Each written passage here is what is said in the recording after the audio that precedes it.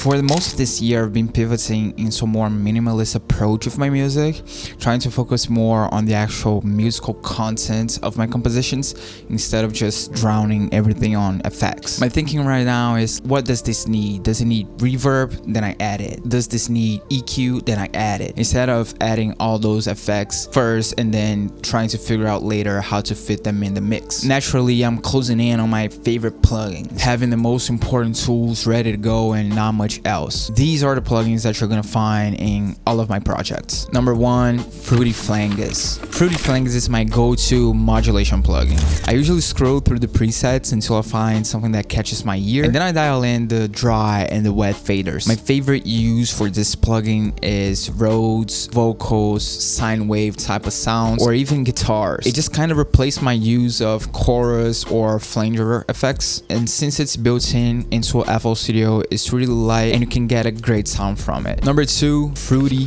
Balance. This is such a simple plugin and I cannot believe I spent most of my years using FL Studio without knowing about it. Fruity Balance is nothing more than just a panning knob and a volume knob. But what makes this special though, you ask? You already have those in the mixer. That's true, but Fruity Balance allows you to do non-destructive automation on your tracks. My favorite use for this plugin is to do sidechain, volume dips, or LFOs for panning up the sounds. Something kind of like Shaperbox or Penman by Soundtoys, but this way is built into FL Studio with stock plugins. And like I said, it's non-destructive. You can just turn off the plugin if you don't like it and delete it, and then you just get rid of it. You can also stack multiple Fruity Balances on top of each other to do some crazy volume automation stuff that I do sometimes, but for sidechaining and LFOs for the panning, this plugin is great. The third plugin on this list is Analog Lab. And look, Analog Lab is the most expensive plugin on this list, but I didn't pay for it, and I also did not pirate it. It came with my MIDI controller and Arturia Keylab Essential 61 that I've been using for the last couple of years. Analog Lab doesn't have some secret sauce or some effects or sound that you cannot get from anywhere else. That's not the point. It's just a really good VST that I've been using religiously for the last couple of years. Literally, if you go back to like my videos or streams from 4 or 5 years ago, you're gonna see me using this plugin.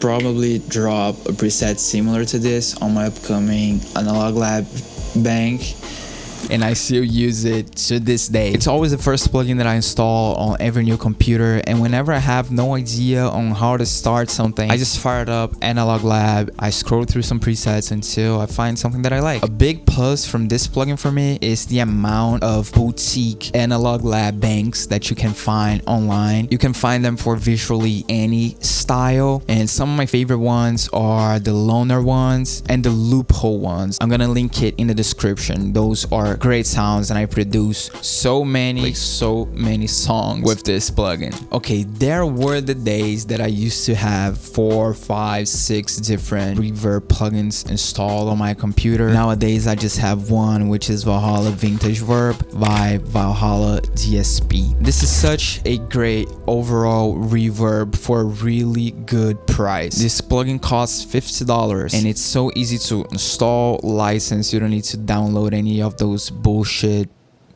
It's just such a great overall reverb for everything. It's light, it's cheap, and it's so easy to use. I've used this on client mixes, beats, samples, everything ranging from keyboards, vocals, guitars, reverse, reverb, effects, everything. This plugin has you covered. Does it do every single thing? Does it replace every single reverb? Absolutely not. But if I had to pick one reverb to stick forever, it would be Valhalla Vintage Verb. This is a new plugin that I've been using for the last like month or so, and since I started using it, it's on a heavy rotation on all of my projects. 2 Tape 7 by Air Windows. This is a free tape emulation plugin and it just sounds great. The UI doesn't look really good, or the lack of a UI. It only has a couple knobs that you need to play with and guide your sound with your ears. It's not really an over-the-top plugin like RC20 by XLN, which is a plugin that I have and I do like and do do use, but RC20 is way more over the top of the distortion and the modulation and everything. 2Tape7 is just that cherry on top to give that tape warmth and vintage vibe. I like to use this a ton on the master track of my samples just to give that warmth lo-fi feeling to it. And just a quick tip, when you download this from the Air Windows website, you're gonna see 2Tape 8, 2Tape 7, 6, 5. The one I use and like the most is 2Tape 7 specifically. I tried 2Tape 8 too, but I just like 2Tape 7 a little bit more. This is the one I'm talking about on this video. Chris Johnson developed this plugin and a ton more and released them for free. So if you like 2Tape 7, go on his YouTube channel, subscribe to it, and support him on Patreon or whatever you can. I have his links in the description. So these are some of my favorite tools, plugins, and VSTs. Let me know if you want to see more videos like this one. And if you like this video, leave a like, subscribe, follow me on Instagram and all that stuff. And I'll see you on the next one. Peace.